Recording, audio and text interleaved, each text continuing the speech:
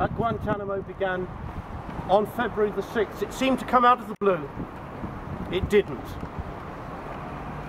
Out of a climate of despair, what Itnan Latif, who died in Guantánamo, called a piece of hell that kills everything.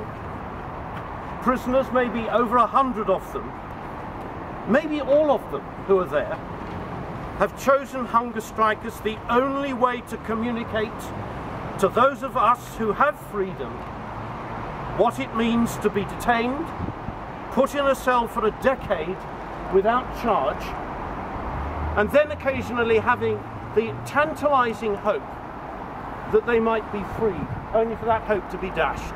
Imagine what that's like to go through just on its own every day for 10 years. In the words of Omar Farah, Centre for Constitutional Rights staff attorney, it is the only way, the hunger strike is the only way to communicate the barbarism of such conduct. I think the word barbarism is well chosen. This is a lawyer speaking. 9 people have died in Guantánamo. Some of them who are there, most of them in fact, are there only because of their nationality. Not because anything that they have done, not because of anything they are accused of doing. Indeed, they've been cleared for release only because they're Yemeni, they are there. And we're going to hear more about that later. After 11 years of solitary confinement, torture, and general abuse, when is enough enough for somebody like Shaka Omar, whose British wife and children are also tortured over this long period of time, waiting for him to return? February the 6th this year marks the trigger point of living every day in a chronic state of anxiety, stress and dread.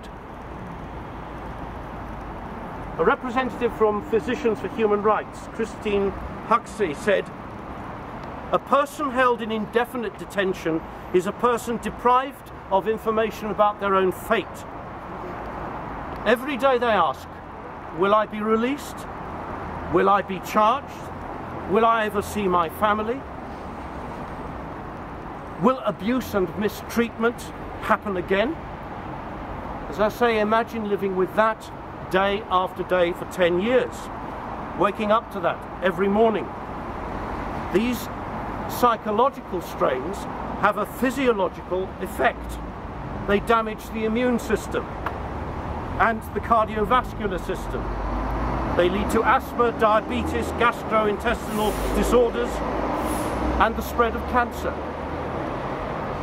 Imagine one day getting a paper telling you that you have been cleared for release. Imagine the leap of hope, and then the anger, despair and grief as day after day that hope is crushed. Finally, the one fixed point in their uncontrollable lives was abused. Their copies of the Quran, which is their only way of bringing calm and order into their existence, were, and I quote, searched in ways that constitute desecration. Their prayers every day, once again giving them calmness and giving their lives order, were interrupted.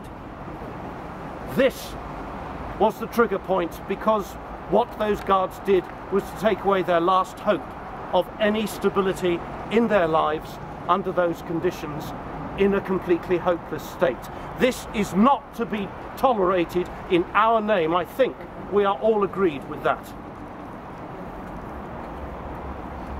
What I hope that we can share now are a few personal stories, a few individual accounts from people who know a bit more detail. I'm going to ask Muna to come and talk to us about the Yemeni prisoners and their condition.